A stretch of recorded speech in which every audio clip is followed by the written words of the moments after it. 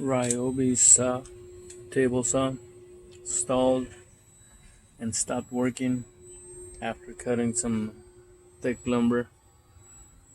I opened up, checked the trigger mechanism with a voltage tester. Um, Everything seemed to be working fine. Brushes was my issue. Instead of taking the whole thing apart, I cut off a side of my table saw, popped open the motor with 3 Phillips screws, popped open the brushes,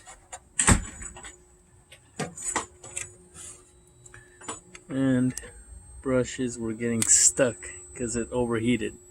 Something melted and it wasn't going all the way.